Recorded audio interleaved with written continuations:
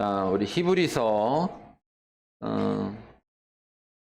한동안 못했는데요. 히브리서로 다시 돌아가서 히브리서 9장 1절부터 10장 18절까지가 본문인데, 원래 이게 8장 1절부터 10장 18절까지가 한 번에 봐야 되는 내용인데 너무 많아서 지난번에 8장만 전체를 봤고요. 이번에 이제 9장과 10장을 봐야 되는데 다 볼 수 있을지 모르겠습니다만 하여튼 빨리 보도록 하겠습니다. 그래서 오늘 먼저 읽을 말씀은 10장 10절과 14절. 네. 히브리서 10장 10절과 14절 구절을 먼저 읽도록 하겠습니다. 신약성경 362쪽 또는 361쪽, 히브리서 10장 10절 그리고 14절 두 절을 같이 읽겠습니다. 이 뜻을 따라 예수 그리스도의 몸을 단번에 들으심으로 말미암아 우리가 거룩함을 얻었노라. 그가 거룩하게 된 자들을 한 번의 제사로 영원히 온전하게 하셨느니라. 아멘. 네, 오늘 이 말씀을 통해서 거룩함과 온전함을 주는 그리스도의 속죄라는 제목으로 같이 말씀을 나누겠습니다. 속죄 이렇게 되어 있으면 단어가 좀 어색하죠. 단어 자체가 어색한데, 죄를 속하는 제사를 의미합니다. 죄를 속하는 제사. 그러니까 예수님이 우리의 죄를 속하기, 대신하기 위해서, 해결하기 위해서 드리신 제사, 자신을 제물로 드리신 제사. 그 제사가 우리에게 거룩함과 온전함을 준다는 겁니다.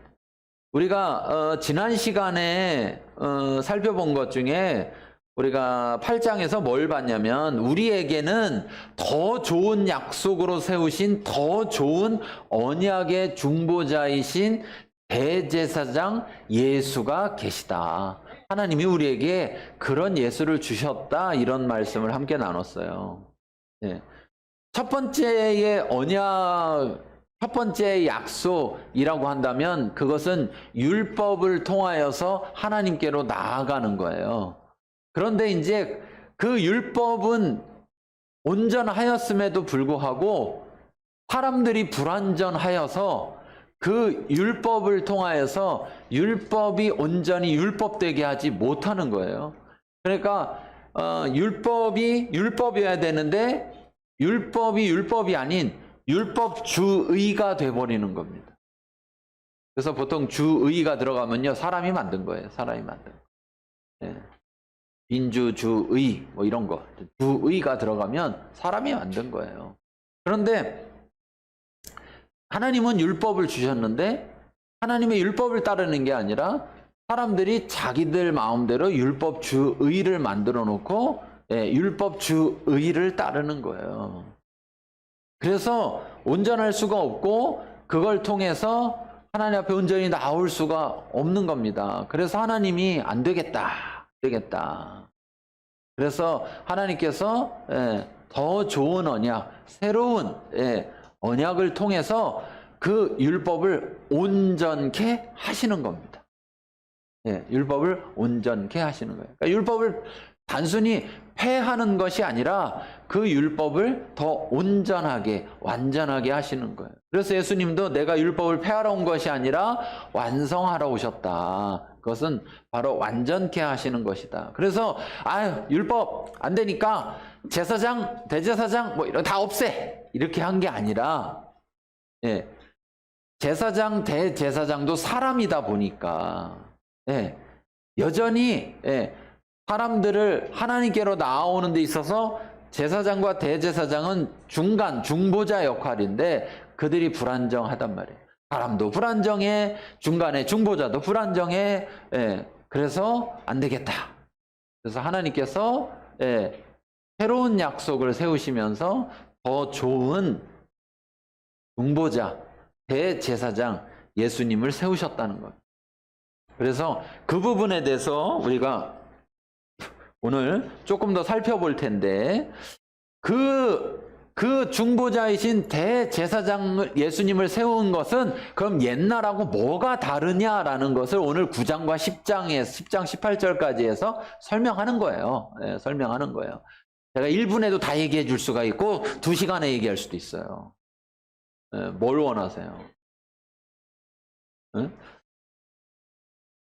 그러니까 얘기는 그거예요. 앞에서 얘기했던 거 그대로 이어져서 더 좋은 중보자를 주셨는데 그냥 주셨다 이렇게 끝나는 게 아니라 그 주신 것에 대해서 다시금 말씀을 통해서 설명하는 거예요. 네, 그래서 그 말씀을 통해서 확증시키려고 하는 거예요. 왜 그러냐? 히브리서를 보는 첫 번째, 히브리서의 편지를 받은 첫 번째 대상자들은 그리스도인들 중에서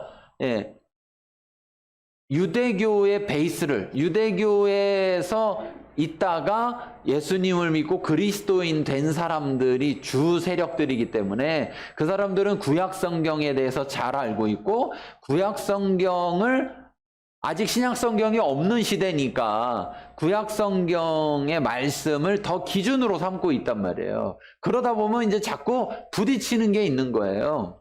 그러니까 그들에게 구약 성경의 말씀들을 가져와서 그걸 가지고 오히려 예수님이 누군가를 그리고 하나님이 왜 그렇게 하셨는지를 명확하게 설명하는 겁니다. 그래서 히브리서는 사실 이방인들에게 유대교적인 기반, 하나님을 아는 이런 기본적 지식들이 없는 이방인들 그리스도인들을 대상으로 했다기보다는 유대교의 기반을 둔 그리스도인들을 대상으로 했고 또 더 나아가서는 그 유대교인 기반을 둔 그리스도인들 중에 거짓 선생들이 자꾸 있어가지고 자꾸 구약의 율법을 지켜야 된다라고 자꾸 안 되면 요거 하나라도 지켜야 된다 안 되면 할례라도 받아야 된다 하면서 자꾸 그렇게 나오니까 그러니까 또 이제 뭔 모르는 이방인들 입장에서는 저 원래 하나님 믿었던 사람들이 예수님을 믿으면서 저들이 얘기하는 거니까 우리보다 저 사람들 말이 더 맞는 거 아닐까? 이렇게 또 될 수가 있는 상황인 거죠. 이방인들만 모여 있는데 갑자기 유대인이 딱 하나 와서 나도 그리스도인입니다 그러면서 얘기하면 그 사람들이 흔들리잖아요. 우린 잘 모르는데 더 원조가 왔네? 이렇게 하면서 그래서 이 히브리서를 통해서 그 시대 벌써 이제 1세기가 끝나가는 이 시점에 점점점 예수님도 떠나셨지만 제자들까지도 떠나는 그러한 상황 속에서 이제 기독교가 안전하게 뿌리를 내리기 위해서 말씀들이 전해지고 그 말씀들이 모여져서 신약 성경이 된 거란 말이에요. 그래서 그런 측면에서 우리가 말씀을 좀 어떤 면에서는 지금 1분 만에 할 수 있는 얘기를 길게 2시간 만에 하는 거예요. 아시겠죠? 각오를 하시고 그 얘기를 그냥 1분만 하지 뭐하러 2시간 하냐. 그러면 여기도 한 줄만 써놓지 뭐하러 이렇게 길게 써놨겠어요. 성경을. 그쵸? 그래요? 안 그래요? 8장부터 10장 11절까지 한 3줄로 쓸 수 있는데 굳이 그걸 그렇게 많이 왜 써놨겠어요? 중요하니까 써놨겠죠. 자, 그래서 보겠습니다. 9장 1절부터 10절까지를 먼저 보면 9장 1부터 10절까지는 한마디로 뭐냐? 옛날 방식, 첫 번째 언약. 그래서 9장 1절에 뭐랍니까? 첫 언약. 그 첫 언약에도 섬기는 예법과 또 세상에 속한 성소가 있었다. 여기서 말할 때 섬기는 예법, 그러니까 하나님 앞에 제사 드리는 방식이 주어진 방법이 있었고 또 하나님이 임재해서 계시는 이 땅에 속한, 즉 눈에 보이는 물질적인 성소, 하나님이 거하시는 곳이 있었다라는 거예요. 그런데 여기에 굳이 성소가 있었다 이렇게 말하지 않고 세상에 속한 성소가 있었다 이렇게 얘기해요. 9장 1절부터 10절까지가 옛날 방법을 설명하는 거라면 11절부터 28절까지는 이제 새로운 언약의 방법을 설명할 거거든요. 그래서 대조적으로 말하면서 9장 20절을 가보세요. 24절. 9장 24절. 9장 24절 읽어보겠습니다. 그리스도께서는 삼것의 그림자의 손으로 만든 성소에 들어가지 아니하시고 바로 그 하늘에 들어가사 이제 우리를 위하여 하나님 앞에 나타나시고. 네, 자, 여기 이렇게 말했죠. 그리스도께서는 참것의 그림자인 손으로 만든 성소. 그러니까 이 땅에 만들어 놓은 성소는 진짜 하나님이 계신 성소의 그냥 그림자라는 것. 그냥 그림자. 그러니까 보이지 않는 하나님을 그냥 보이게 이렇게 보여주었던 거라는 거예요. 그런데 그 성소에는 누가 들어갔느냐? 인간이 세워진, 레위 지파를 따라서 세워진 대제사장이 1년에 한 번 지성소에 들어갔고, 성소와 지성소가 있는데 성소에는 매일매일 제사장들이 들어갔죠. 예. 그런데 예수님은 대제사장이면 예수님도 성소로 들어가서 지성소로 들어가야 되는데 예수님은 그러지 않으셨다는 거예요. 예수님은 참된 신이 어디로 들어갔느냐? 참된 성소로 갔다는 거예요. 그 참된 성소 어디 있느냐? 하늘에. 하나님이 계신 그곳에. 그래서 하나님 앞에 다이렉트로 촥 이렇게 가셨다는 거예요. 그 말을 생각해 보면, 그래서요, 목사님 뭘 얘기하려는 거야. 그래서 그게 무슨 얘기냐? 그러니까 무슨 말이냐면, 이 땅에 있는 성소라는 것은 그것이 진정으로 하나님이 계신 곳이라기보다는 하나님이 우리와 함께 하신다는 것을 상징적으로 보여주는 건데, 사람들이 자꾸 어디에 매달리느냐? 하나님한테 매달리지 않고 성소에 매달린다는 거예요. 응? 성소에. 그러니까 성소만 있으면 이 이후에는 이 성소가 뭐예요? 성전이 되잖아요. 성전. 건물로 짓잖아요. 이 말만 하더라도 텐트로 지어놓은 거를 말하는데, 그 이후에는 어떻게 합니까? 가나안에 들어가서는 아예 텐트를 없애고 건물로 짓잖아요. 건물로. 예? 다윗의 때부터 건물로 짓잖아요. 그래서 뭐 몇 차례 무너지잖아요. 몇 차례 무너져. 예. 그 나중에 제일 마지막에 지은 성전도 또 무너지는데, 그래서 지금 뭐 남아있는 게 없는데, 내년 가을에 가보면 이제 우리가 보겠죠. 눈으로. 가서 돌멩이 몇 개 남아있는 거 구경하고 여기가 성전이었다 이렇게 하는 거예요. 예. 뭐 하여튼 돌멩이 몇 개 남은 걸 뭐하러 보러 가는지 모르겠으나, 예. 그래도 가보는 거예요.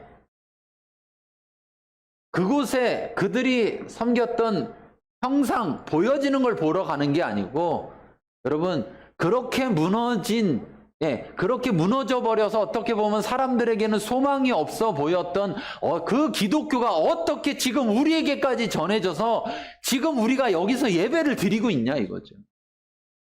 우리는 그 무너진 속에서 아우 기독교가 힘이 없어서 저렇게 무너졌네가 아니라, 그 무너짐에도 불구하고 여전히 살아서 역사하셔서 지금 우리와 함께 하시는 그 하나님을 보러 가는 거예요. 역사의 현장에. 가실 분만 가시면 돼요. 네. 하나님께서 사람들에게 하나님이 함께 하심을 나타내려고 하셨던 것은 사실은 꼭 성막이 있어야만 하는 게 아니라, 성막 없이도 내가 너희와 함께 한다라는 것을 하나님은 늘 말씀하셨는데, 사람들이 연약해서 자꾸만 뭘 보여달라고 하는 거죠. 그러니까 금송아지 만들려고 한 거잖아요. 금송아지. 그때 하나님은 그래서 안 되겠다고 보여주려고 십계명의 돌판 2개를 만들어서 모세편에 보내주려고 하고 있는 그 사이에도 못 참고서 금송아지를 만든 거 아니에요. 그러니까 하나님께서 그러한 인간을 불쌍히 여기셔서, 그래 내가 너희와 항상 함께하는 것을 잊지 마. 그래서 성막을 짓도록 모세를 통해서 다 알려주시고, 그래서 짓는 것도 야 내가 거할 집이니까 이렇게 지어야 돼. 크기도 다 알려주고 그렇게 해서 하라고 해서 모세가 그대로 지은 거잖아요. 그것이 모세의 성막인데, 그곳에 하나님이 함께 하시기 때문에 거룩한 장소인 성소가 되는 것인데, 그런데 사람들이 그곳에 계시는 하나님보다 그 성소의 그 장막에 건물된 성전에 더 매달리는 거예요. 그곳에 나아갈 수 있는 첫 번째 언약에도 율법에도 하나님 앞에 나아가서 하나님을 섬길 수 있는 예법이 있었는데 그 예법을 통해서 하나님을 섬기는 것에 집중하는 게 아니라 그 예법을 지키는 것에 집중하기 시작을 했단 말이에요. 이것이 타락인 겁니다. 이것이 신앙의 타락인 거예요. 네. 여러분, 사랑하는 사람 둘 사이에서 예를 들어서 이런 거예요. 여보, 나 라면이 먹고 싶네.